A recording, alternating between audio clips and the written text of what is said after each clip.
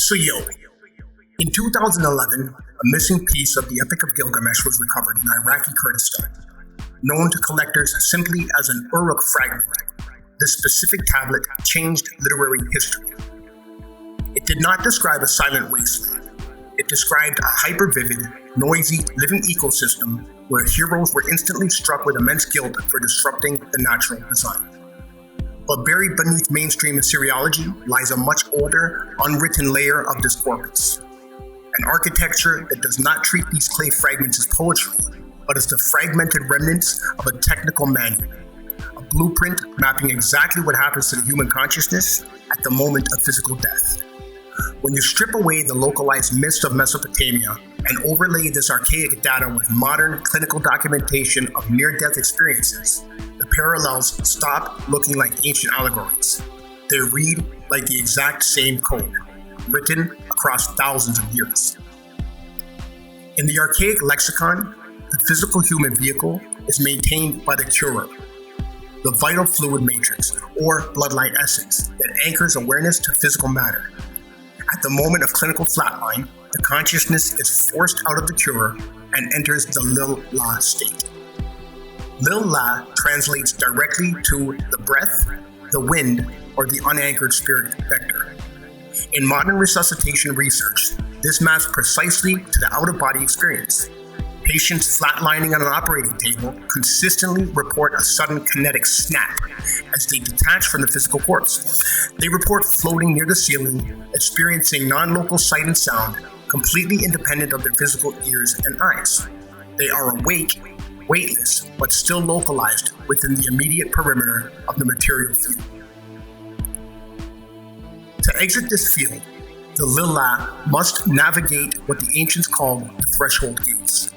In the myth of Inanna, as consciousness descends or ascends through these sectors, it encounters the Gala, the automated system enforcers or gatekeepers. At each gate, a layer of identity, sovereignty, and memory is systematically stripped away. When we compare this to the universal near-death experience reports of the life review, as patients pass through a dark, high-speed tunnel, they don't just remember their lives. They are forced to subjectively experience every emotional frequency, trauma, and resonance that they left behind. It is a literal weighing of density. The Gala are not emotional entities. They are the natural gravity of the lower matrix, testing whether the consciousness carries too much material weight to cross the boundary. Those who successfully pass through the tunnel describe emerging into an environment of unexplainable blinding splendor. The ancients called this the Melam, the radiant halo or high-frequency electromagnetic field generated by a fully realized consciousness. In cuneiform descriptions, Melam is accompanied by a massive living soundscape, the exact complex harmony of the primordial forest restored.